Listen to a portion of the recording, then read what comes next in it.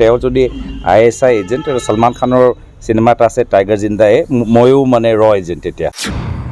চাওক মই যোৱা মোৰ যোৰহাট লোকসভা নিৰ্বাচনত মোৰ নিৰ্বাচনৰ প্ৰায় একমাহ আগত এইবোৰ চব কথা এনেধৰণৰ কথা এইবোৰ চব নহয় নতুন নতুন কথা লাগেতো নিৰ্বাচনত সেই সময়ত বেলেগ বেলেগ ধৰণৰ কথাবোৰ ওলাইছে যে বিদেশৰ ছোৱালী কিয় বিয়া কৰিলে অসমৰ ছোৱালী নাপালে নেকি খুৰাৰ লগত কিবা ভাল আছে নে কিবা বেয়া আছে নে এনেকুৱা বহুত কথাখিনি চব অপপ্ৰচাৰ কিন্তু নিৰ্বাচন সময়ত স্বাভাৱিক সেই নিৰ্বাচনৰ একমাহ আগতে প্ৰকাশ হ'ল আৰু তাৰ ফলটো যোৰহাটৰ ৰাইজে দিলে এইবাৰ দেখিছোঁ বিজেপিৰ দলৰ ভিতৰত নতুন ভয় নিৰ্বাচন অহা বিধানসভা নিৰ্বাচন এক বছৰ পিছত আছে এতিয়াৰ পৰাই অপপ্ৰচাৰ আৰম্ভ কৰিলে এইবাৰ বেছি তেওঁলোকে শংকিত হৈছে নেকি যিহেতু ৰাইজৰ তেওঁলোকৰ প্ৰতি মোহভংগ হৈছে তেওঁলোকে গম পাইছে যাৰ ফলত পঞ্চায়ত নিৰ্বাচন পাতিবলৈ তেওঁলোকে সাহস কৰা নাই এটা পিছত এটা তেওঁলোকে কাৰণ দেখাই আছে আৰু মই ভাবোঁ বিশেষকৈ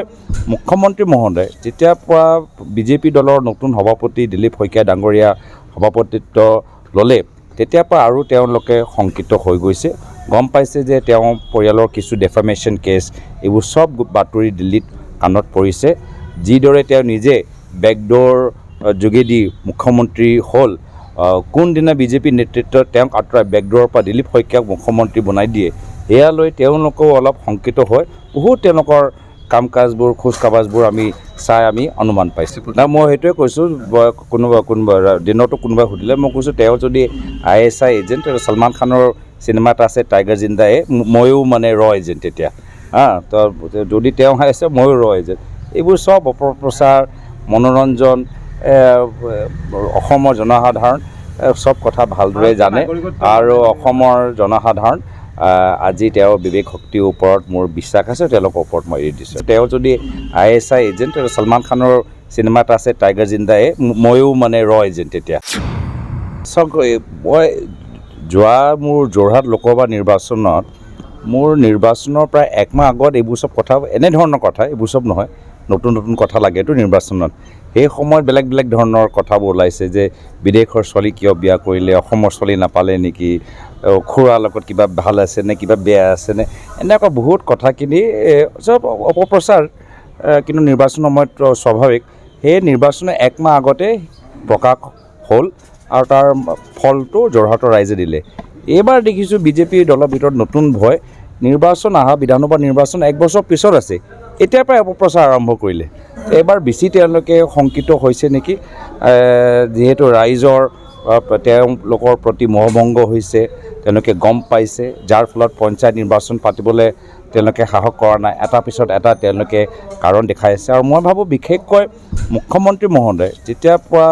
বিজেপি দলৰ নতুন সভাপতি দিলীপ শইকীয়া ডাঙৰীয়া সভাপতিত্ব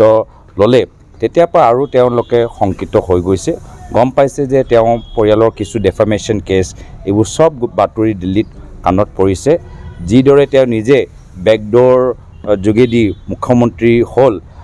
কোনদিনা বিজেপি নেতৃত্বত তেওঁক আঁতৰাই বেকডোৰৰ পৰা দিলীপ শইকীয়াক মুখ্যমন্ত্ৰী বনাই দিয়ে এয়ালৈ তেওঁলোকেও অলপ শংকিত হয় বহুত তেওঁলোকৰ